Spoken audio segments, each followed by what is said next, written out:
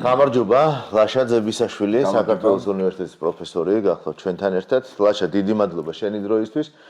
ჩვენ გასული წლის მიწურულს ჩავწერეთ ერთ-ერთი ინტერვიუ ლაშასთან, რომელსაც დავარქვით სახელი შეშლილი სამყარო. და პრინციპში ლაშას პროგნოზი პრაქტიკულად ყველაფერი ახდა და ახლა რა მოცემულობაშიც ვართ და როგორ განვითარდება მოვლენები 2026 ზუსტად მაგ თემაზე მინდა ვისაუბროთ. მაგრამ დავიწყოთ ირანით. მოლოდინები, ჩვენ არ აქვს ინფორმაცია, დახურული იყო ყველა საკომუნიკაციო წყარო, ვიცით რომ სისხლი არის დაღვრილი, ათასობით ადამიანზე არის საუბარი, ზუსტი რაოდენობის დასახელება ასევე საკმაოდ რთულია. მოლოდინი არსებობს თუ არა იმისა, რომ შეერთებული შტატები და ისრაელი ჩაერევა ირანში და რაღაც დარტყმას განახორციელებს რეჟიმის წინააღმდეგ, რეჟიმ ჩეინჯი იქნება თუ არა. ესე იგი, იმისათვის რომ ამ კითხვაზე სწორი პასუხი გავცე, უნდა მიდგომა უნდა ახსნა, რატო ვფიქრობ, რომ მოვლენები ასე განვითარდება.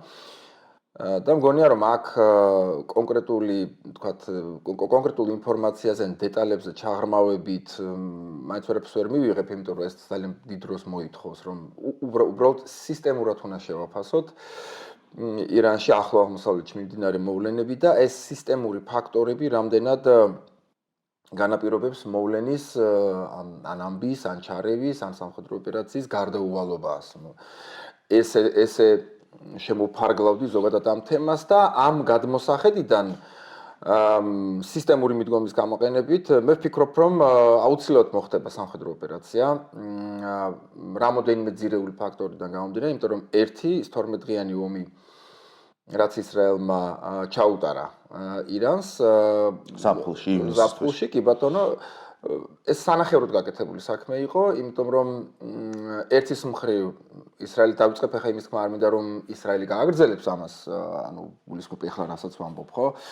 არამედ ის რომ რა შედეგი მოიტანა იმ 12-დღიანმა ომმა, 12-დღიანმა ომმა მოიტანა ის რომ ის აუცილებელი სამხედრო პოლიტიკური ამოცანა რაც ისრაელს ჰქონდა იმ პერიოდისთვის ის შესრულებული იყო, მაგრამ ის დიდი სტრატეგიული ამოცანა, რასაც ქვია ირანული საფრთხე ისრაელის სახელმწიფოს წინააღმდეგ ის ბუნებრივია მოხსნილი არ არის და ის ვერც იქნებოდა მოხსნილი, რადგან საფრთხეს განაპირობებს არა უბრალოდ საზღვრები ირანის ან ტერიტორია საზღვრების ან თუნდაც ირანელი ხალხი, არამედ ის პოლიტიკური რეჟიმი, რომელსაც ისრაელი და ამერიკის შეერთებული შტატები მიაჩნია როგორც ირანის სამხედრო სასიცოცხლო, ასე ვთქვათ, საფრთხის მომტანი მტერი. ამიტომ ამ გადმოსახედიდან იმის გათვალისწინებით, რომ ირანი საგრძნობლად არის დასუსტებული, როგორც პოლიტიკურად, მორალურად, ხალხის თვალში, ეკონომიკურად, სოციალურად და ასე შემდეგ, ბევრი ფაქტორი დაჯდა, დაგროვდა იმისთვის, რომ აი რაღაცაერად ბავშვი რომ უნდა დაიბადოს, ხო, რომ ვთქვათ, რომ ეხლა ირანის თემა უხეშად ვიტყვით, საბოლოოდ რაღაცნაირად ანასი ან ისე გადაწყდეს. ის რაც ჩვენ ვიხილეთ ახლა ამ დღეებში, უბრალოდ ამ კვირეებში, ანუ ეს სისხლიანი რეალურად ის კატასტროფა, ის ტრაგედია, რაც ხდება, ეს ერთგვარი ეს მშობიარობის დროს რომ ტკივილები არის, მე ვფიქრობ, რომ ეს დაახლოებით ესეთ ანალოგიებს გავავლებ და ეს უბრალოდ არ ნიშნავს, ახლა ბევრი ამბობს, რომ ახლა ჩაცხრობისკენ მიდის ეს გამოსვლები და შესაბამისად გადარჩა ირანის რეჟიმი. მე საერთოდ საწინააღმდეგო აზრის ვარ. მე ვფიქრობ, რომ პირიქით ამით, აი ამ სისასტიკით ირანის ხელისუფლებამ კიდევ ერთხელ ირანელი ხალხის თვალში დაამტკიცა, რომ ეს არის აბსოლუტურად არალეგიტიმური, ის დგას მხოლოდ და მხოლოდ ხიშტებზე და შესაბამისად კიდევ უფრო მეტი საფუძველი ჩადო იმისთვის, რომ შემდგომი გამოსვლა უკვე იქნება საბოლოო და ამ საბოლოო, ასე ვთქვათ, მომდევნო კრიზისი იქნება უკვე ბოლო კრიზისი, რომ ეს რეჟიმი უკვე პრაქტიკულად აღარ იარსებობს. ეხლა ანუ ჩვენ გვაქვს ირანში ეს ეკონომიკურ-სოციალური კრიზისი, საშინელი კრიზისია რეალურად, რომელსაც ვერაფერს ვერ უშვებიან, ანუ ხელისუფლება ვერაფერს ვერ უშვება. ჩვენ გვაქვს ხელისუფლების მორალური განადგურება, მოსახლეობის თვალში ის აბსოლუტურად არალეგიტიმური არის. ჩვენ გვაქვს საგარეო ფაქტორები, როცა ბევრისთვის და სახელმწიფოსთვის და რეგიონალურ სახელმწიფოსთვის ირანში არსებული ვითარება პოლიტიკური რეჟიმი მით უფრო არის აბსოლუტურად მიუღებელი.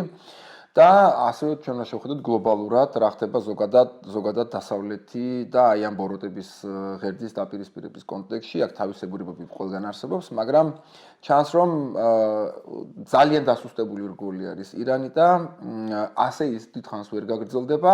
ირანს ობიექტურად არ აქვს ის პოტენციალი, ის რესურსი, რომ კვლავ გაძლიერდეს და დაიბრუნოს ის თუნდაც რა 1-2 წლის წინ რა სიტუაციაც ჰქონდა, რა შესაბამისად ის გააგრძელებს სულ არ მოხდეს, ის გააგრძელებს დეგრადაციას და საბოლოო ჯამში ვიხილავთ ერთ-ერთ გრძელვადიან პერსპექტივაში. სისტემამ თავისთავი ამოწურა. სისტემამ თავისთავი ამოწურა. აქ მაქვს მეკითხვა, უნდა ველოდოთ მაგალითად სამოქალაქო დაპირისპირება, თუ ეს იქნება მაგალითად შენი აზრით რაღაცა ქირურგიული ჩარევა, რაღაცა. მხოლოდ ანუ ეს კიდევ მიხვდეთ იმისა, რომ ვამტკიცებთ, რომ რეჟიმი არის დასუსტებული და რეჟიმი არის ამოწურა თავი არალეგიტიმური და ასე შემდეგ. ეს არის ის რეჟიმი, რომელიც რამდენი წელი გავიდა ახლა 79 წლიდან.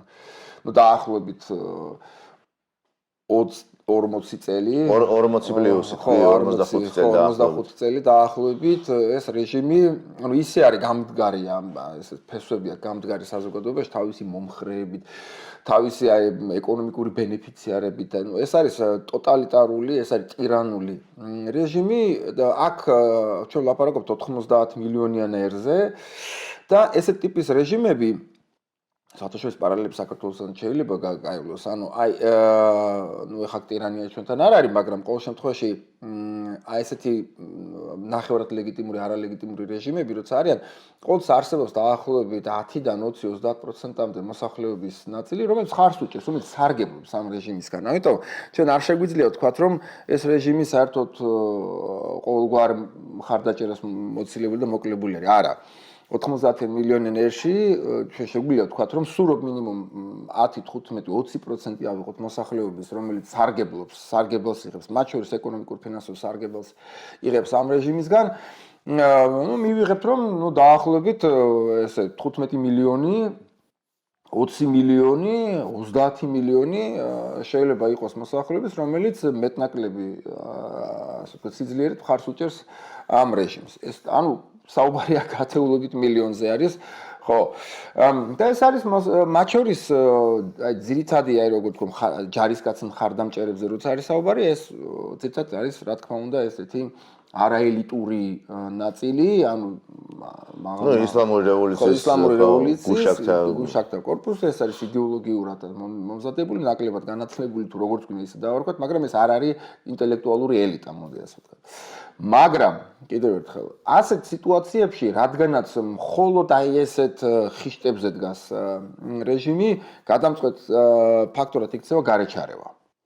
ანუ გარეჩარევა, ოღონდ არა ქირურგიული ესეთი ჩარევა, როცა მადუროს მსგავსად ერთ ადამიანს მოიტაცებ და მე ვცდილობ რომ რაღაცა დაალაგო იქ ადგილობრივ დარჩენილ ხელისუფლების რეჟიმთან, რომელიც არ შეცვლილა, სისტემურად არ შეცვლილა, ამ შემთხვევაში გასაგებია ეხა ყველას ესმის, რომ ხამენეის მოცილებით ამ თამაშიდან არაფერი რეალურად არ იცვლება. მიუხედავად იმისა, რომ ასეთ სისტემებში ზუსტად პიროვნებებზე არის მთელი პირამიდა აგებული. მაგრამ ირანი განსაკუთრებით ეხა მაგრამ აქ საუბარი არის თუ რეჟიმის ცვლილებაზე არის, ანუ ამას ითხოვს ხალხი, ირანის ხალხი, აქ საუბარია იმაზე, რომ პოლიტიკური და ძალოვანი ინფრასტრუქტურა უნდა განადგურდეს ასეთი ჩარევის შემთხვევაში, თუ გადაწყვეტილება იქნა მიღებული და ვფიქრობ, რომ ეს გადაწყვეტილება არის მიღებული, უბრალოდ ამის ფორმირება ხდება ეხლა, რომ ყველაზე შესაბამის მომენტში და ყველაზე ხელსაყრელ აი ფაქტორები რო დაემთხვევა ერთმანეთს, მოხდეს ამის განხორციელება და ნუ ჩემ გადმოსახედიდან სადღაც მომდევნო 2-დან 4 კვირის განმავლობაში ჩვენ ვიხილავთ სამხედრო ოპერაციას. მაშინ მან კითხვა მაქვს ხა მე ერთი. შენ თქვი რომ ეს არ იქნება მადუროს მსგავსი, ანუ ამოძრობა არ იქნება. მაგრამ ეს არ იქნება სავარაუდოდ არც ერაყის მსგავსი ოპერაცია, არც სირიის მსგავსი სამოქალაქო დაპირისპირება, ხო? ეგ საინტერესოა, იმიტომ რომ სირიისგან ბევრად განსხვავებული არის ირანი, თავისი კულტურით, თავისი უწყვეტი სახელმწიფოებრიობით, 1000 წლეულობით, რომელიც მოდის და ნუ ასე შემდეგ რა. ირანს აქვს ერთი მნიშვნელოვანი ფაქტორი, ეს არის სპარსული ირანული ნაციონალიზმი, რომელიც ერს კრავს. და ეს ნაციონალიზმი იმდენად ისეთი არის ძლიერი, რომ ამ ჩრდილოეთ ირანში, ან იგივე სამხრეთ აზერბაიჯანში, ამ სადაც ათეულობით აზერბაიჯანელი ცხოვრობს, ისინი 20 მილიონზე მეტი და 20 მილიონზე მეტი, ისინიც კი თავის თავს, აი დიდი, ასე ვთქვათ, ირანელი ერის ნაწილად მიიჩნევენ. კი იყო მცდელობები და ეხლაც არის რომ ეს სეპარატიზმი გაღვივდეს. მაგრამ არა, ანუ ისტორიულად, კულტურულად ეს ტერიტორია მიუხედავად ეთნიკური განსხვავებულობისა, ამ დიდ ორ ეთნიკურ ანუ ფარსი და აზერბაიჯანელებს შორის, ისინი მაინც ერთ დიდ ჩათვალეთ ეთნოპოლიტიკურ ერის ნაწილად მიიჩნევენ აზერბაიჯანელებს თავის საკუთარ თავს. უფრო აი ქურთებთან მიმართებაში, უფრო არაბებთან, თქვათ იქით ბელუჯებთან და ასე შემდეგ, აი იქ უფრო რაღაცნაირად ესეთი სეპარატისტული განწყობები არის, ვიდრე აი აქეთ ამ მხარეს. მაგრამ ეხლა რომ დავუბრუნდეთ იმ თემას. ანუ იმისათვის რომ ჩვენ ვიხილოთ სრული პოლიტიკური ცვლილება, ჩვენ ვთქვით რომ უნდა განადგურდეს როგორც პოლიტიკური, არსებული პოლიტიკური, ისე სამხედრო არა, ძალოვანი ინფრასტრუქტურა. აქ პრინციპული მნიშვნელობა არის რომ ჩვენ რამოდენიმე ძალის კომპონენტი გვაქვს ირანში, ეს გუშაკთა კორპუსი რაც არის, რომელიც რაოდენობრივად და აღჭურვილობის თვალსაზრისით არ ჩამოუვარდება და ზოგი ამბობს რომ უკეთესადაც კი არის შეერაღებული ვიდრე საკუთრივ ჯარი და მეორე მხრივ ჯარი. ჯარი უფრო ხალხის წარმომადგენელი არის, უფრო ნაკლებად იდეოლოგიზირებული, უფრო ნაკლებად დამუშავებული, რომელიც საუკუნეებია იჭერს ნეიტრალურ პოზიციაზე. ნუ გუშაკთა კორპუსი გასაგებია ხა რაც არის, ეს არის სადამსჯელო, ეს არის სტრატეგიული იარაღი, ის კოორდინირებს ამ ცეცხლოვან რკავს, კოორდინირებდა, ჯერჯერობით ისევ კოორდინირებს ხო ისრაელის გარშემო, ახლო აღმოსავლეთში მას გააჩნიეს არაკეტო ქვედანაყოფები და ნუ ჩათვალეთ რომ ეს არის სახელმწიფოში. ამიტომ ამ სახელმწიფოში განადგურების გარეშე უბრალოდ წარმოუდგენელია რაიმე პოლიტიკური ცვლილება ირანში და შესაბამისად ნებისმიერი სამხედრო ოპერაცია თუ მიზნად ისახავს ჯერ საერთოდ წარმოუდგენელად მიმაჩნია რაიმე სამხედრო ოპერაციის ჩატარება თუ ის მიზნად არ ისახავს პოლიტიკური რეჟიმის ცვლილებას. ხოლო თუ ეს ამოცანა დასახულია, ბუნებრივია შემდეგი ნაბიჯი არის რომ თუ არ განადგურდა ეს გუშაკთა კორპუსი, ბუნებრივია ეს მიზანი ვერ იქნება მიღწეული, მაგრამ ესეც არ არის საკმარისი, ბუნებრივია ის პოლიტიკური ზედნაშენი, ის პოლიტიკური ინსტიტუციები, რაც ასოცირდება არსებულ რეჟიმთან, ისინიც უნდა განადგურდეს. ეხლა ისმის კითხვა ვთქვათ და განხორციელდა ასეთი ტიპის ოპერაცია, პირობითად ვთქვათ, ერთი თვის განმავლობაში, აი როგორც კოსოვოში 99 წელს რომ სერბები რო შევიდნენ და შემდგომ სერბიის თავზე რო გამოცხადდა დახურული საჰაერო ზონა, ერთი თვის განმავლობაში სერბეთი იბომბებოდა და ნუ აიძულეს საბოლოო ჯამში მერე სერბია რო გამოიყვანა ჯარი კოსოვოდან. თქვათ აი ერთი თვის განმავლობაში მოხდა მასიური, მოკლედ დაბომბების ოპერაცია, განადგურდა ეს პოლიტიკური და სამხედრო მაქსიმალურად დაზიანდა, განადგურდა, რას გამოიწვევს ეს? გამოიწვევს იმას თუ არა, რომ ანუ ჯერ ერთი ეს ვაკუუმი, ძალოვან პოლიტიკური ვაკუუმი უნდა იქნას შევსებული სხვა რამით, ხო? ესე არ ხდება, რომ ვანადგურებთ როგორც ერაყში, აი ამ ქმნით ამ ვაკუუმს და მე არაფერს არ ვაკეთებ და მე აღმოჩნდება, რომ იქ სხვადასხვა რადიკალური ძალები ჩდებიან, იქით ალ-კაიდა გაჩნდა, იქით ISIS, ხალიფატი და ასე შემდეგ და რაც გვინდოდა იმის უარესი რაღაცა მივიღეთ. ანუ რაღაცა სამუშაო უნდა მიდიოდეს, იქნება ეს ირანის პოლიტიკური ოპოზიცია ადგილზე თუ ასე შემდეგ, რომელიც შეეცდება ძალების კონსოლიდირებას და ხელისუფლების ძალაუფლების აღებას ადგილებზე. ანუ ეს არის პრინციპულად მნიშვნელოვანი. ეხლა რა ძალებით მოხდება ეს საწყის ეტაპზე ქურთების მობილიზებით ირანში, იმიტომ რომ უკვე ცნობები არის რომ დაპირისპირება ხდება საზღვარზე იყო მოხდება ეს კონკრეტული პირობითად თქვა კონკრეტული რაღაც რაიონული ცენტრის განთავისუფლება ეს არის ანაბანა არის ზოგადად ინსურგენტული და კონტრინსურგენტული მოქმედებების განსაკუთრებით ტირანიებში რომ როცა ცენტრი ანუ ასე ვთქვათ ცენტრს ვერ ათავისუფლებთ თავიდან იმიტომ რომ ტირანიებში დედაქალაქი როგორც წესი ეს არის ყველაზე ესე როგორ ვთქვათ ინტენსიურად კონტროლირებადი ყველაზე მეტი ძალა იქ არის და როგორც წესი აი პერიფერიებზე ნაკლები კონტროლი ხორციელდება ხოლმე და შესაბამისად იწყება ხოლმე პირველ რიგში სადღაც ესეთი safe havens რო ეძახიან ანუ თავისუფალი სივრცის შექმნა და იქიდან იწყება მე მარშების როგორც წესი განხორციელება დედაქალაქის მიმართულებით როცა თანდათანობით ყველა უერთდება მე შეიარაღებული იქნება ეს დაჯგუფება იქნება პოლიტიკური ძალები იქნება კოალიცია და ეხლა თუნდაც ავღანეთის მაგალითი რო ავიღოთ, როცა თალიბანის წინააღმდეგ განხორციელდა ოპერაცია, ძალიან კარგად გვახსოვს, ქაბულზე ეგრევე არ განხორციელდა, დაიწყო მოძრაობა ჩრდილოეთიდან, იყო ჩრდილოეთი ალიანსი, რომელიც მეტნაკლები თავის, ასე ვთქვათ, დამოუკიდებელ ავტონომიით სარგებლობდა, თალიბანს მაინც და მაინც მკაცრი კონტროლი არ ჰქონდა, გარკვეული ტერიტორიები საერთოდ თავისუფალი იყო და ამერიკამ კი განახორციელა მთელ ავღანეთში საჰაერო დარტყმები, მაგრამ სახმელეთო კომპონენტის გაძლიერება მოხდა ჩრდილოეთ ავღანეთში და ჩრდილოეთ ავღანეთიდან დაიწყო უკვე მერე სვლა ქაბულისკენ და ესე მოხდა მერე მთელი ავღანეთის გათავისუფლება, როცა აი სამხედრო ჩრდილოეთიდან მომავალ სახმელეთო კომპონენტს მხარს უჭერდა ამერიკის შეერთებული შტატების საჰაერო კომპონენტი, სპეცდანიშნულება და ასე შემდეგ და თანდათანობით მოხდა უკვე ძირითადი ტერიტორიული რაიონული და ავღანეთი ხო ბევრად განსხვავებული არა უბრალოდ მაგალითისთვის მომყავს როგორ ხდება ასეთი ტიპის როგორ გითხრათ ტოტალიტარული რეჟიმების გათავისუფლება დედაქალაქებიდან არ იწყება ეს უბრალოდ გამორიცხულია იმიტომ რომ იქ არის კონცენტრირებული ძირითადი ძალის ხმევა ძირითადი რესურსი და იმის ანუ ეგრევე დედაქალაქზე ну ჯერ ერთი თეირანი რო ნახოთ ხა იქ რამხელა ქალაქია რა ძალები ჭირდება იმის გათავისუფლებას ხო და მეორე კიდევ ერთხელ იქ არის მაქსიმალური ძალები მობილიზებული და სანამ ანუ ხელისუფლების სიმკვრივის მორყევა თანდათანობით არ მოხდა და ეს როგორც წესი საინფორმაციო სივრცეა ერთ-ერთი კრიტიკულად მნიშვნელოვანია ხა წარმოიდგინეთ აი როგორც საბჭოთა კავშირის დროს რო იყო ხო რომ ჯერ კიევი დატოვეს, მინსკი დატოვეს, ჯერ მერე კიევი დატოვეს, მერე სმოლენსკი, ასე შემდეგ და ეს თითოეული ესეთი ქალაქის დატოვება, ანუ ირანის შემთხვევაში ეხა პირობითად მე ამბოხებმა გაათავისუფლეს ისფაჰანი, გაათავისუფლეს მაზანდარანი და ასე შემდეგ, ეს არის ძალიან სერიოზული საინფორმაციო შეტევა და დარტყმა რეჟიმის კონსოლიდირებულ სისტემაში, სადაც უკვე ვიღაცები იწყებენ ფიქრს, რომ იცი რა იშლება ნელ-ნელა სისტემა, ქალაქები თავისუფლდება და ეხლა დროზე ხო არ ჯობია, რომ გემი შევცვალო და იქ დავტოვო ეს გემი და ამიტომ ვამბობ, რაც კი ანალოგიები არის ისტორიაში ასეთი ტირანული რეჟიმების გათავისუფლებით.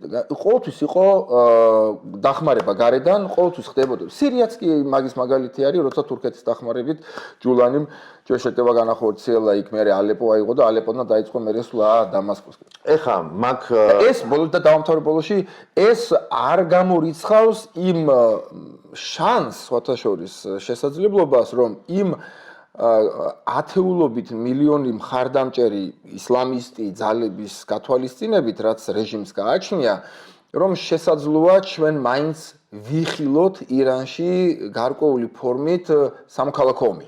სამოქალაქო ომი რო ვიხილოთ, ერთ მხარეს აქ იარაღი და მაშინ მეორე მხარესაც უნდა. რა თქმა უნდა, და იქ არსებობს ძალები, რომლებიც რეჟიმს მხარს უჭერენ. იქ არსებობს ჩინეთი, იქ არსებობს იქ არსებობს ანუ რეგიონალური ძალები თურქეთიც. მე ვამბობ არა მხოლოდ ისინი, ვინც რეჟიმს უჭერენ მხარს, იმათ ცხადია აქვს იარაღი. მე ვამბობ იმ ხალხზე, ვისაც იარაღი არა აქვს. ნუ აქ ეს სცენარი რეალურად ხა ჩვენ ხო გვესმის, რომ თუ ვინმე ამას დააპირებს, ანუ დიდი გეგმა აქვს პირობითად ირანის გათავისუფლების, რა თქმა უნდა, აქ იგულისხმება ის, რომ ხალხი, რომელიც დაუპირისპირდება რეჟიმს, ის იქნება შესაბამისად აღჭურვილი და შეიარაღებული. ანუ შენი აზრით ახლა უცებრად ეს იქნება რაღაცა დიდი ქაოსი ირანში. მე ვფიქრობ, რომ ეს იქნება დიდი ქაოსი, სამხედრო დარტყმებს. ანუ პირველი ეტაპი არის, რა თქმა უნდა, ეს არის საჰაერო ოპერაცია, რამოდენიმე კვირიანი საჰაერო ოპერაცია. რომლის მიზანი იქნება სამხედრო კიდევ ერთხელ სამხედრო ანუ ჯარს არ ვეხები მე გულისხმობ გუშაკთა კორპუსის სამხედრო ინფრასტრუქტურის განადგურებას და პოლიტიკური ინსტიტუციების და რეჟიმის პოლიტიკური ინფრასტრუქტურის და წარმომადგენლობის განადგურებას იმდენად ქირურგიულად უნდა მოხდეს რომ ანუ არ დაზიანდეს მშვიდობიანი ხო მაგრამ ეს იმდენად უკვე სიტუაცია ირანში უკვე იმდენად ის არის რომ ეგრეთ წოდებული კოლატერალური ყველას ესმის რომ ესეთი ტიპის ოპერაციების დროს კოლატერალური ზიანი ყოველთვის ხდება და რეჟიმი შეეცდება ამის რა თქმა უნდა საინფორმაციო ომში გამოყენებას რომ აგერ დასავლეთი ბომბავს და მშვიდობიანი ხალხი მაგრამ აქ მნიშვნელოვანია ირანელი ხალხი თვითონ ამას როგორ აღიქვავს თუ კი ექნებათ რაღაცა კომუნიკაციის შესაძლებლობა კაი ეხლა მე მაქვს ესეთი ერთი კითხვა რომელიც რამდენიმე ასპექტისგან შედგება და მინდა გთხოვო რაღაცა განმარტებები მოგცე აგვიხსნა რუსეთი იმიტომ რომ ვერტიკალი ეს ჩრდილოეთ სამხრეთი მოსკოვი თეირანი და უკვე გააკეთა პუტინმა განცხადება რომ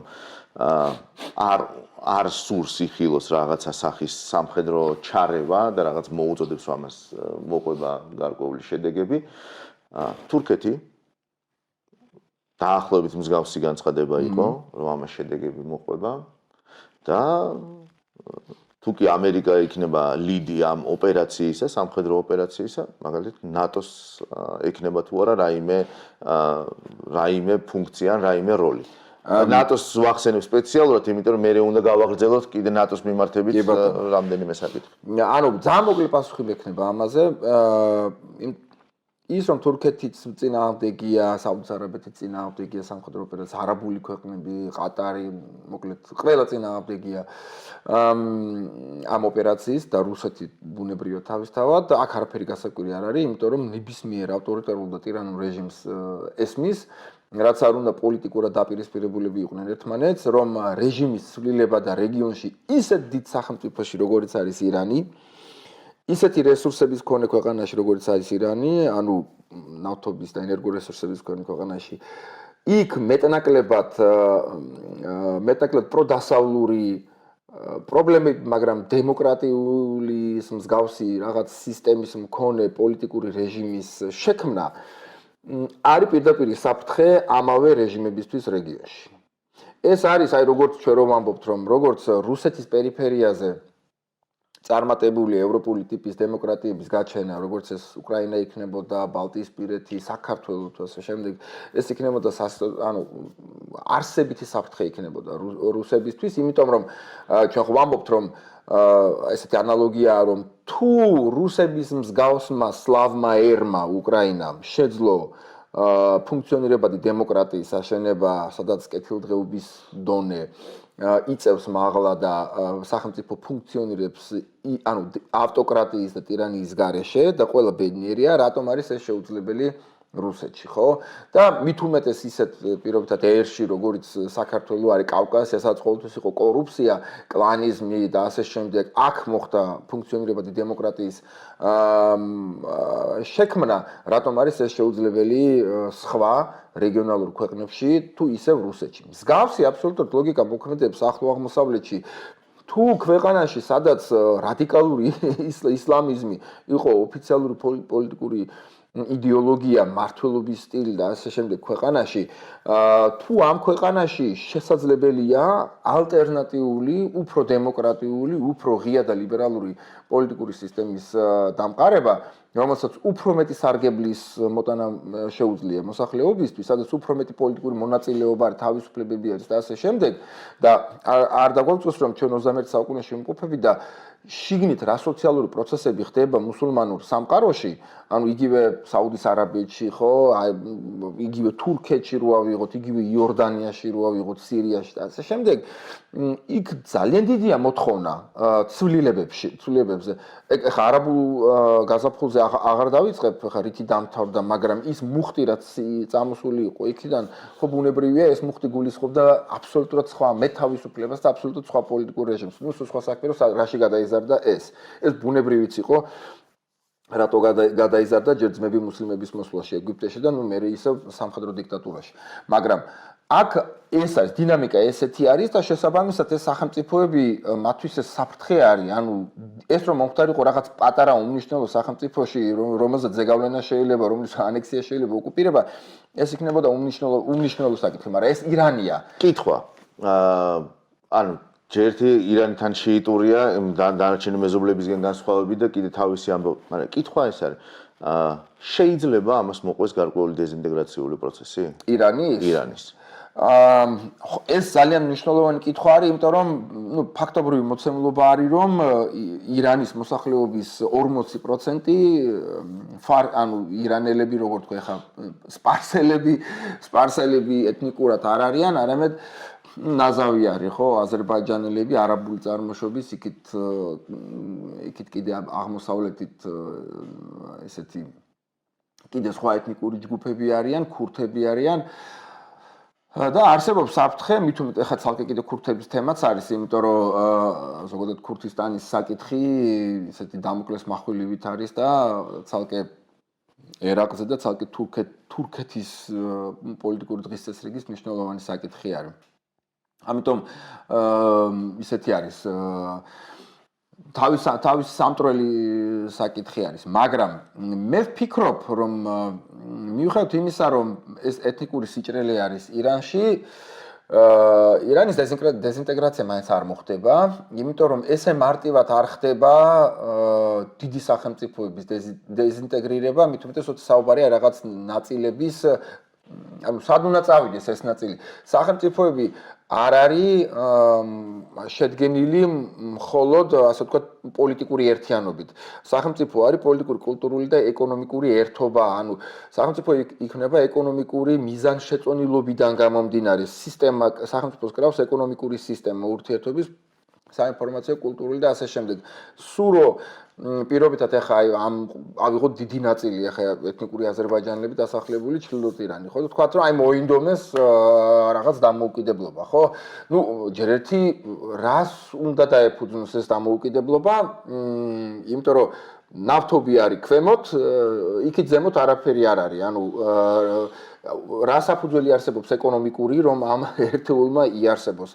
ვინ იქნება მისი მხარდაჭერი? რა უსაფრთხოების მექანიზმები იარსებებს? რა მოხდება იმ კავშირებს შორის, რას არსებობდა ჩრდილოეთ ახლა ამ ტერიტორიასა და დანარჩენ ირანს შორის? გამოიწვევს თუ არა ეს უამრავი საკითხი არის, რომელიც მეც გეთანხმებ, ძალიან საფრთხილო თემა არის ზოგადად და ჯერობაშიც კი ხო, ისი გარანტირებულად თქმა შეიძლება ეს, რომ თუ ვთქვათ ეს ოპერაცია დაიწყება და დიდი ალბათობით დაიწყება, მგონია, რომ საწყის ეტაპზე იქნება პოლიტიკური გაურკვევლობა, რა თქმა უნდა. იქნება ერთგვარი ვაკუუმი, ხელისუფლების და ძალაუფლების ვაკუუმი, ეს გაურკვევლობა და მოხდება ერთგვარი ადგილობრივი, როგორ თქვა, ეს ემანსიპირება, ადგილობრივი პოლიტიკური ლიდერების გაჩენა.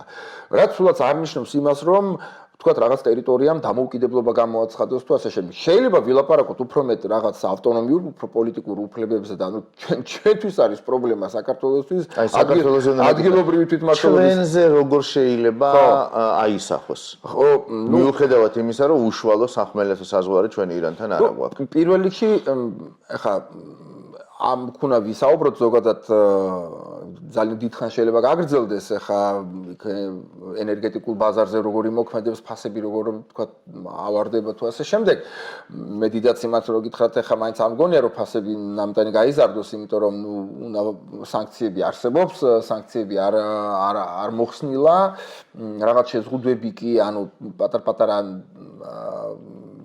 ირანს ეძლეოდა საშუალება რომ გარკვეული რაოდენობით ეს ნავთობი გაეყიდა, მაგრამ ირანის მიერ გატანილ ამ რაოდენობას არსებითი გავლენა ფასების რადიკალურ ვარდნაზე ან აწევაზე არ ჰქონდა და შესაბამისად თუ რაიმე ფასების აწევა მოხდა ახლა ამ სამხედრო კამპანიის ფარგლებში ეს ერთგვარი სპეკულატიური აწევა იქნებოდა იმ პოლიტიკური არასტაბილურობის დასაზღვევად, რაც ზოგადად რეგიონში ირანთან მიმართებაში მოხდება.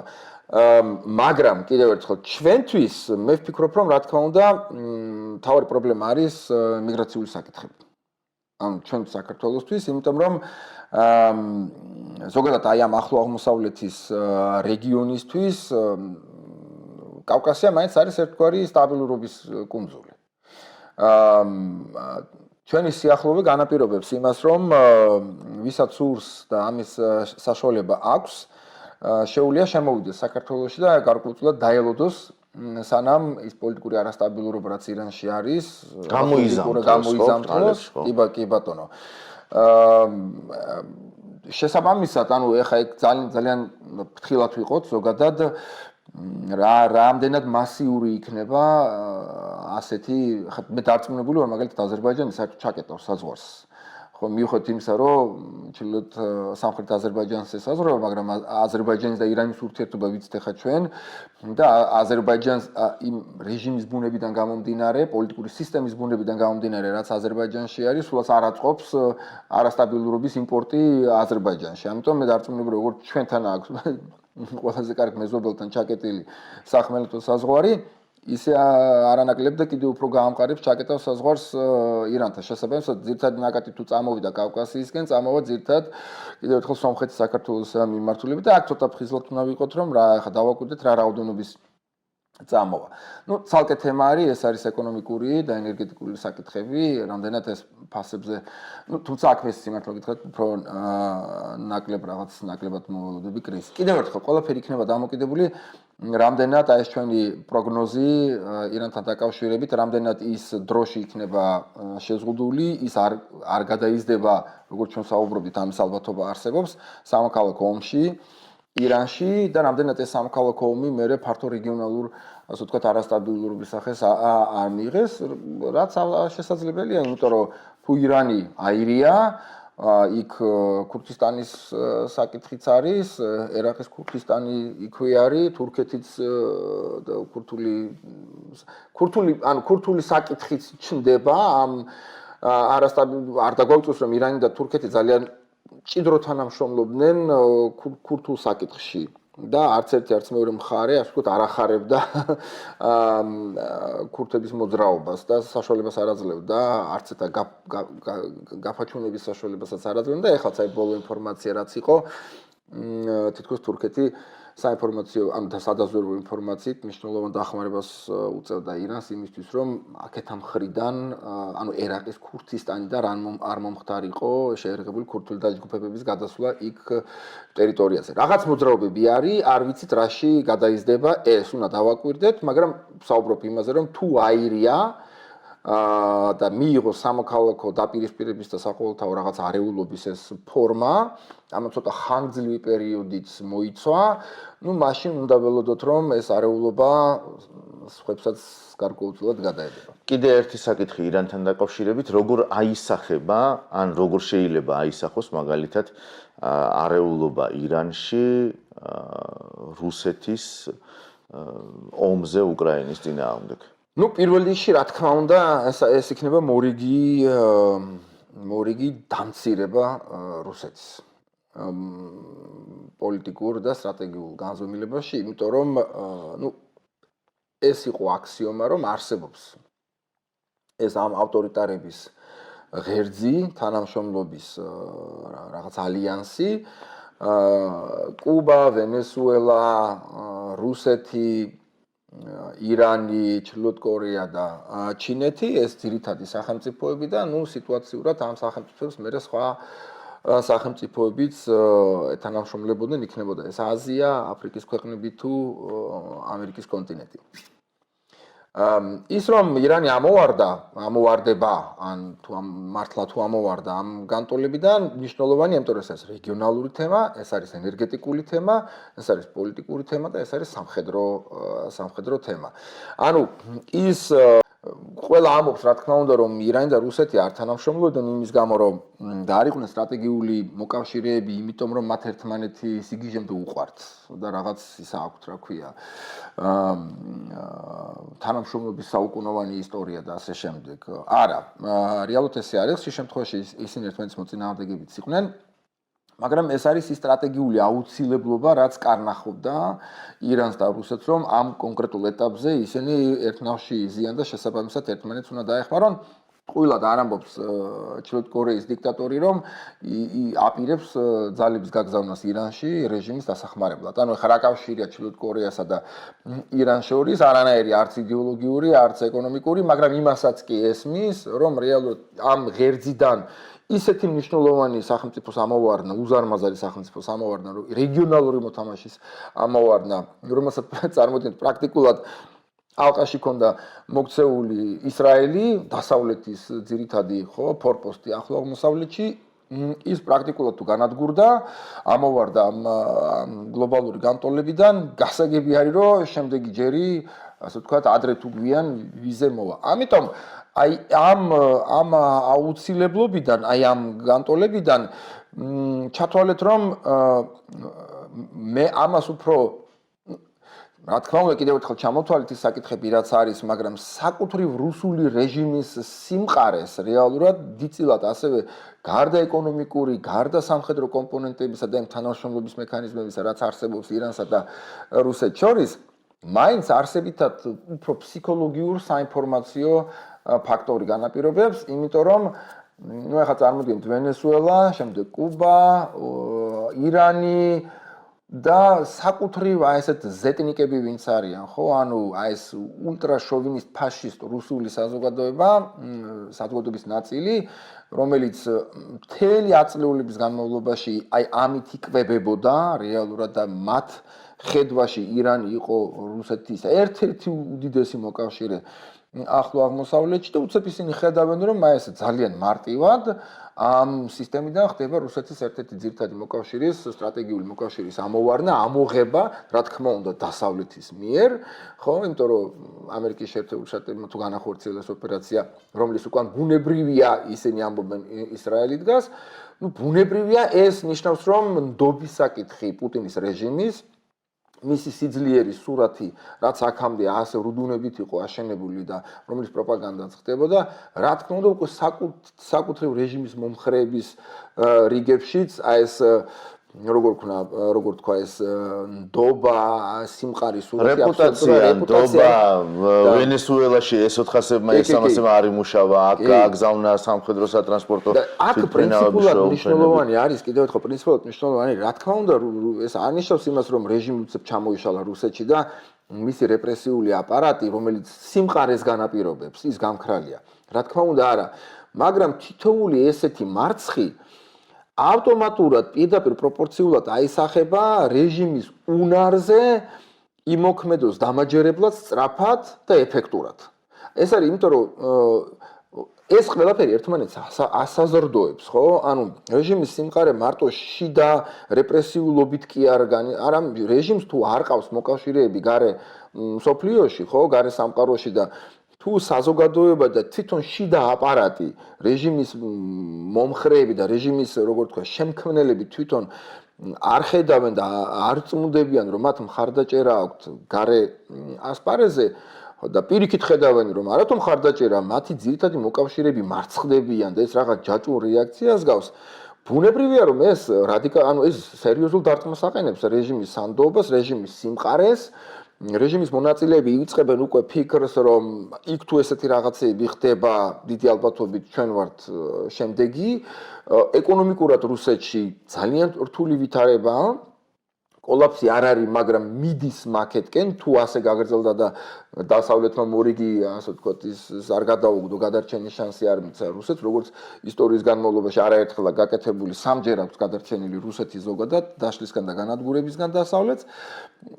ეს კიდევ ერთხელ ეს ირანის თემა ერთ-ერთი გადამწყვეტი საკითხი იქნება ზოგადად პუტინის რეჟიმის სიმყარის სანდოობის და სტაბილურობის მოსარღვევად. თან შეიძლება საკმაოდ შეფერხდეს მისი ბრძოლის უნარიანობა, ანუ ისედაც შეფერხებული, ახლა რასაც ხედავთ, ანუ გაუტოლდა ვადა მეორე მსოფლიო ომის გადაცდა კიდევაც, ანუ შაჰიდებზე მაქვს, შაჰედის ტიპის დრონებზე მაქვს საუბარი, სავარაუდოდ შეწყდება ეს მიწოდების პროცესი, თუ კი ირანში დაიწყო რაღაცეები და ანუ ბალისტიკურ რაკეტებსაც და სხვა რაღაცებსაც შეეხება ახლა, რასაც იღებს ხო ირანის. აქ რეალურად რაც შეეხება ახლა რუსეთი აღარ იღებს შაჰიდების პარტიებს ირანისგან თვითონ აწარმოებს საკმაო რაოდენობით და აქ ამ ხრივ ტექნოლოგიის ტრანსფერი როცა მოხდა, რუსეთმა კარგად აითვისა ეს და თვითონ აწარმოებს საკმაო რაოდენობით. აქ უფრო აი ბალისტიკურ რაკეტებზე არის საუბარი. აქ ჭირდებოდა, იმიტომ რომ თითოეული ბალისტიკური რაკეტა რუსები რო ეთქვენ, ეს არის პაშტუჩნე, ხო? ანუ ცალობით კეთდება, აი იმას ასობით თვეში ვერ აწარმოებ, მით უმეტეს როგორ ვთქვათ, ეს არსენალის შევსება როცა ხდება, მთელი წლის განმავლობაში ხდება, დაგროვება ხდება და იმ სცენარს როცა განვიხილავ ჩვენ, როცა ბალისტიკური რაკეტის გამოყენება ხდება, ანუ ჩათვალეთ რომ ეს არის ან ქვეყნის განადგურება, ან სოფლიოს განადგურება, მით უმეტეს თუ ბირთვულზე არის საუბარი. ახლა რატომ არის ორეშნიკი მას აზრი არა აქვს, მიუხედავად იმისა, რომ ჯდება ათობით და ასობით მილიონი ჯდება, ხო? მით უმეტეს იმ ძალიან რთული ტექნოლოგია ამ რაკეტის წარმოება, ჩათვალეთ ეს არის ჩვეულებრივი ბალისტიკური რაკეტა, კონტინენტაშორის ბალისტიკური რაკეტა, რომელსაც ერთი საფეხური მოცილებული აქვს და 2500 კილომეტრის მაგივრად დაფრინავს 1500 კილომეტრის მანძილზე. ანუ შეგიძლია უბრალოდ გაზარდო, მაგრამ იმდენად რთული ტექნოლოგია არის ამ მიუხედავად იმისა, რომ 60-70 წლების კომპონენტებს დებენ რუსები მაინც შიგნით, რომ იმას შენ ვერ აწარმოებ თვეში ათეულობით. მაგიტომ არის რომ ჩვენ არეშნიკის გაშვებებს შეიძლება წელიწადში ორჯერ სამჯერ ვნახოთ, ხო? მეტი არ არის. ამიტომ როცა აი საუბარი მიდის ირანზე, ირანს მაქსიმალურად შეიძლება ეს გარკვეული რაოდენობა ბალისტიკური რაკეტების მიაწოდოს, მაგრამ თვით ირანსაც ჭირდება ეს რაკეტები, იმიტომ რომ ვიცით, მისი რაოდენობა საგრძნობლად შემცირდა ბოლომის 12-დღიანი ომის შემთხვევაში და მათ შორის განადგურებული იყო თვითონ ისრაელის დარტყმების შედეგად და სპეც დანიშნულების ძალების მიერ განხორციელებული ოპერაციის შედეგად მათი რაოდენობა მნიშვნელოვნად შემცირდა.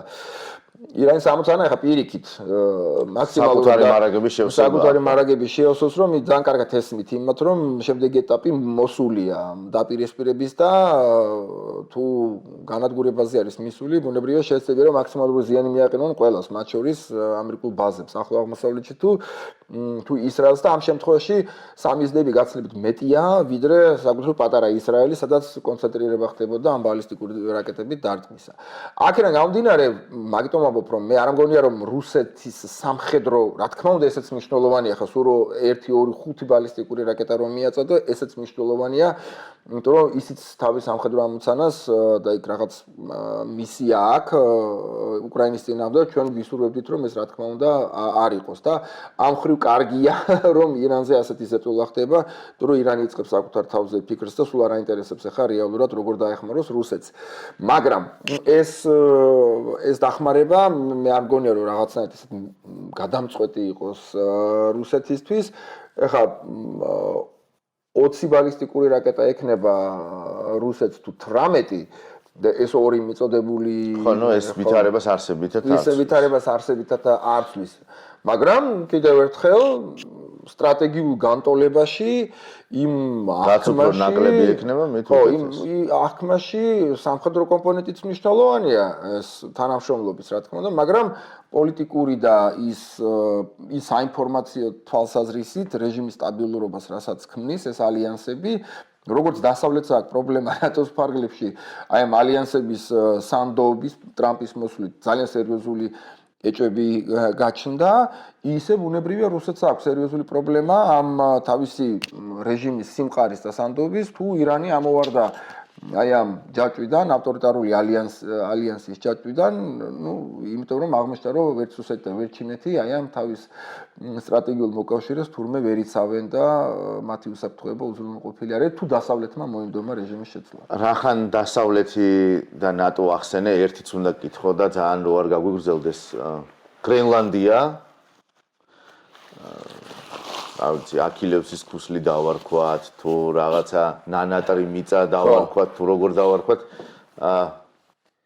რასაც თვალს ვადევნებთ ახლა სერიოზულად დგას არა მხოლოდ გრენლანდიის არამედ ჩრდილოატლანტიკური ალიანსის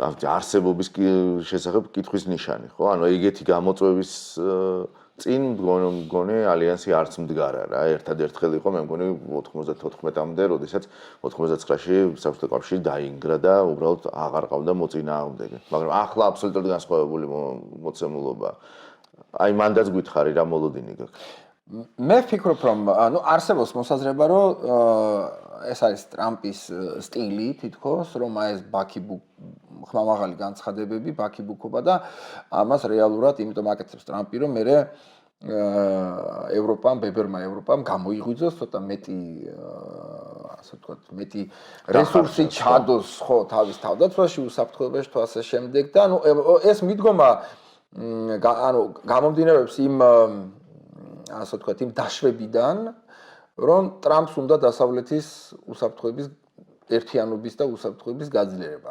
რაც მე მგონია რომ ესე არ არის. ღმერთმა ქნას რომ მე ვწდებოდე, მაგრამ მე ვფიქრობ რომ ტრამპს არ აინტერესებს დასავლეთის ერთიანობა, ანუ მის კოორდინატების სისტემაში ნატო და ევროკავშირი სულაც არ არის ღირებული რაიმე წარმონაქმნი. და რეალურად ის როცა ამბობს რომ გრენლანდია მინდა, ეს მართლა ნიშნავს რომ მას გრენლანდია უნდა. უბრალოდ ის პოლიტიკური ინსტიტუტები, პენტაგონი, სახელმწიფო დეპარტამენტი, რუბიო და ასე შემდეგ რაღაცნაირად ცდილობენ რომ აი ეს უხეში რაღაც სურვილი რომ მიიტაცოს რაღაც ტერიტორია, რაღაცნაირად მოხდეს ამის უფრო ცივილიზებული ფორმით გაფორმება. ბუნებრივ ეს ასე არ მოხდება. ანუ არ მოხდება იმ თვალსაზრისით რომ ესე მარტივად არ არის რომ მინდა და ან მომყიდი ან ჩემი თავიღებ და აქ პრობლემა იმაშია რომ ტრამპს ტიპიურად დასავლური როცა ხდება დასავლეთის მე რაღაც გარკვეული მიზნის ფორმულირება ამას შესაბამის ფორმაში და ფორმულირებაში ახდენენ ხოლმე ტრამპმა ყველანაირი საზღვარი დაარღვია ის ჩვეულებრივად ლაპარაკობს ეხლა რო შეხედოთ მე არანაირ განსხვავებას არ პოულობ ეხლა პირობითად კრემლის რაღაც განცხადება შორის და ტრამპ შორის, როცა კრემლი ამბობს ახლა რომ ჩვენ მნიშვნელობა არ აქვს უკრაინა რას ამბობს, ახლა თუ ისეთ პარალელებია, მაგრამ ფორმას რო დავაკვირდეთ, ხო? ან უკრაინა დათანხმდება, ან სამხედრო ოპერაცია, უბრალოდ სპეციალური სამხედრო ოპერაცია გაგრძელდება გეგმის მიხედვით თავისი მიზნის მისაღწევად და აქეთ კიდე ტრამპი ამბობს რომ ან ეს მოხდება კარგი გზით, ხო, ან მოხდება ეს hard way, როგორც ამბობს, ან ამძიმე ამბავი. რთული გზით. ხო, ანუ იდეაში რო შეხედო, ნუ რა განსხვავება? ნუ ერთი ის რომ პუტინი მუდმივად იტყუება და ეს პირდაპირ ამბობს თავისი აზრის შესახებ. პირდაპირ ამბობს. ამ დროს ვიცით რომ მე სიმართლე გითხრათ, ეხლა არ მინდა შევიდე იმ დეტალებში, რატომ გახდა გრენლანდია ასე აუცილებელი ამერიკის შეერთებული შტატებისთვის, როცა ვიცით რომ იქ აქვს ბაზა ამერიკას ამ ხელშეკრულების მიხედვით ნებისმიერ დროს შეუძლია ამ თავისი სამხედრო ინფრასტრუქტურის გაძლიერება, სადამდეც უნდა შეუძლია გაძეძგოს გრენლანდია თავისი ქვედანაყოფებით ნატოს ფარგლებში ეს ყველაფერი გასა არანაირი არ არსებობს, მოდი ასე ვთქვათ, სამხედრო თუ პოლიტიკური წინააღმდეგობა, რომელიც ამერიკის შეერთებულ შტატებს ნატოს ფარგლებში დანიის სუვერენიტეტის აღიარებით, მაგრამ ამერიკის შეერთებულ შტატებს მიცემს საშუალებას, რომ დაიცვას თავისი უსაფრთხოების ინტერესები გრენლანდიის გამოყენებით. ყველანაირი მექანიზმი გააჩნია. მაგრამ ამის უგულებელყოფას აკეთებს ტრამპის ადმინისტრაცია და ამბობს, არა, ჩემი უნდა იყოსო.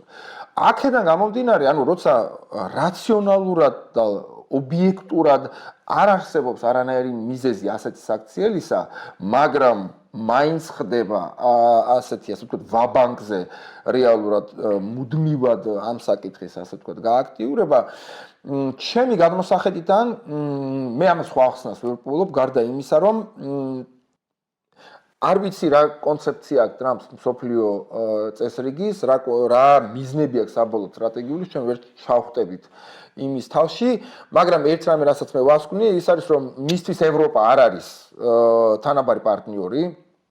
ის მიიჩნევს რომ ევროპა არის სუსტი კონტინენტი, რომელიც მას შეუძლია რომ მიჯირყნოს და შეუძლია აი როგორც ლათინური ამერიკის სხვა ქვეყნებს შედარებით უფრო მეტი ძალისხმევით, მაგრამ შეუძლია აიღოს ევროპისგან ის რაც მას უნდა.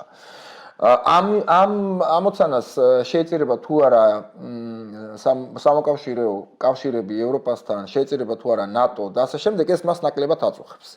ამას რატო ვამბობ? ამას იმიტომ ვამბობ, რომ თვით ბოლტონი ამბობს, ჯონ ბოლტონი, რომ ჯერ კიდევ მაშინ პირველი პრეზიდენტობის დროს ის ძალიან ახლოს იყო ორჯერ იმ გადაწყვეტილებასთან, რომ გამოიყვანა ამერიკის შეერთებული შტატები ნატოსთან. ანუ მისთვის არც ევროკავშირი და არც ნატო არ არის ღირებული ორგანიზაცია, მას მხარს უმაგრებს ტრამპს ამ კუთხით მისი რადიკალური ფრთა რესპუბლიკური პარტიის, მაგა სულ სხვანაირი ხედვები აქვს მათ სოფლიო წესრიგის და შესაბამისად მე ამას ვიღებ რეალურად მე მჯერ არის რასაც ტრამპი ამბობს, რაც მას უნდა და მგონია რომ ადრე თუ გვიან ჩვენ ამერიკელ თეთრ კაცუნებს ვიხილავთ გრენლანდიაში. ეხლა კიდევ ერთხელ რა ფორმას შეიძენს ეს მოახერხებენ თუ არა ევროპელები და დანიელები რაღაცა ფორმით რუბიოსთან მოლაპარაკებას ღმერთმა ქნას რომ ეს ისე მოხდეს რომ არ მოხდეს სუვერენიტეტის ტრანსფერი ამერიკის შეერთებულ შტატებთან მაგრამ ვფიქრობ ძალიან როგორ თქვა ძალიან მინდა რომ ვწდებოდე მართლა მაგრამ ვფიქრობ რომ დაპირისპირება გრენლანდიის გამო ამერიკასთან კიდევ უფრო გაღრმავდება იმიტომ რომ აქ ეს როგორ თქვა ეს ფუნდამენტური რაღაც სტრატეგიული აღქმითი განსხვავებები არსებობს ევროპელებსა და ტრამპის ჯგუფ შორის. ამიტომ და იმის გამო რომ კიდევ ერთხელ რომ ნატო მისთვის ტრამპი უყურებს ნატოს და ამბობს რომ ნატო მე ვარ. ანუ ჩემს გარეშე ნატო არაფერია. და ამიტომ იქცევა ესე ღმერთმა ქნას რომ ესე არ იყოს და დასრულდეს ისე როგორც ჩვენ გვინდა შეთანხმებით, სადაც ანუ სადაც ამერიკელები თავის უსაფრთხოების როგორ ამბობენ ამას, წუხილებს თუ დააკმაყოფილებენ შეთანხმების ფარგლებში, მაქსიმალურად მიიღებენ იმ შესაძლებლობას, რომ გრენლანდიაში თუნდაც თავისი როგორც ეკონომიკური ასევე ეს მინერალებთან დაკავშირებით, ასევე სამხედრო თვალსაზრისით ინფრასტრუქტურა გაზარდონ და ღმერთმა ქნას რომ ეს გადაიზარდოს მართლა ხანგრძლივ დაპირისპირებაში ევროპელებთან. აქ კიდევ ხაზგასმელია რომ ჩვენ საინტერესო იქნება როგორ მოიქცევა საკუთრივ პოლიტიკური ისტაბლიშმენტი ამერიკაში, იმიტომ რომ გრენლანდია ეს აღარ არის ვენესუელა, ეს აღარ არის კუბა, ეს არ არის ის დონისა, ეს არის ძალიან დიდი სტრატეგიული საკითხი ამერიკასა და მოკავშირეებს შორის ურთიერთობისა გლობალური მასშტაბით. იმიტომ რომ აქეთ იაპონია არის, აქეთ ავსტრალია არის, აქეთ სამხრეთ კორეა არის, ყველა უყურებს როგორ ვითარდება ურთიერთობა ევროპასა და ამერიკას შორის და ამათ შორის თუ ასეთი ტიპის კონფლიქტი მოხდა რომ სამხედროები დადგნენ ერთმანეთის წინან, გასაგებია რომ ამას კატასტროფული შედეგი ექნება ზოგადად ამერიკის გლობალურ მოკავშირეობაზე და მოკავშირეებთან გლობალური მასშტაბით. და აქ პრინციპული მნიშვნელოვანი არის, რას მოიმოქმედებს კონგრესი, რას მოიმოქმედებს ტრადიციული გაგებით რესპუბლიკური პარტიის ის ნაწილი, რომელიც არა მაგას ნაწილი არის და პრინციპული მნიშვნელობა აქვს, რას მოიმოქმედებს პენტაგონი და განსაკუთრებით მისი გენერალიტეტი, დადგება თუ არა ის ამ პოლიტიკური გაწყვეტილების წინააღმდეგ და გახდება თუ არა ეს ზოგადად ტრამპის პოლიტიკური კრიზისის დასაწყისი. მე ვფიქრობ, რომ ჩვენ ვიხილავთ ძალიან სერიოზულ პოლიტიკურ კრიზისს ამერიკაში, გრენლანდიასთან დაკავშირებით, მათ შორის აი ამ სამხედრო პოლიტიკური ელიტების ამერიკაში დაპირისპირების გამო. ამავე დროს ხა ცოტა კიდევ უფრო გავაღრმავებ ჩემ პროვოკაციულ პროგნოზებს და ვიტყვი რომ ამ კრიზისის ერთ-ერთი შემადგენელი ნაწილი იქნება შეზღუდული სახით რაღაცა გარკვეული სამხედრო დემონსტრაციულად კონტინგენტის გადასხმა გრენლანდიაზე ჩვენებისთვის დემონსტრირების თვალსაზრისით, მაგრამ საერთო ჯამში ეს ყველაფერი გადაიზრდება ძალიან დიდ პოლიტიკურ კრიზისში, არა მხოლოდ ევროკავშირთან მიმართებაში, არამედ ამერიკის შეერთებული შტატების შიდა პოლიტიკურ კრიზისში, რომელსაც კიდევ სხვა ფაქტორები ემატება შიგნით, საიმიგრაციო პოლიტიკა, ეს ISIS მოქმედება შიგნით და ეს მთლიანობაში იმდენად დიდ დაპირისპირებაში, შიდა პოლიტიკურ დაპირისპირებაში გადაიზრდება ამერიკის შეერთებულ შტატებში, რომ ჩვენ შეიძლება არა მხოლოდ იმპიჩმენტის პროცესი ვიხილოთ ამერიკის პრეზიდენტის, არამედ კიდევ უფრო გაცილებით მწვავე შიდა სამოქალაქო დაპირისპირების ელემენტები ვიხილოთ ამერიკის შეერთებულ შტატებში. გამიელვა მაგ აზრმა, თუმცა არ ვთქვი. ლაშა, ძალიან დიდი მადლობა, ლაშა ძებისაშვილი. ჩვენ დავამთავრეთ 2025 წელი, ზუსტად ისე რომ ეს იყო შეშლილი წელი, შეშლილის სამყარო და დავიწყეთ 3 იანვრიდან მოყოლებული კიდევ უფრო რაღაცა შლეგურ ვითარებაში ცურვა. მადლობა ლაშა შენი დროისთვის, დაველოდოთ მოვლენებს ჩვენ დაგიბრუნდებით.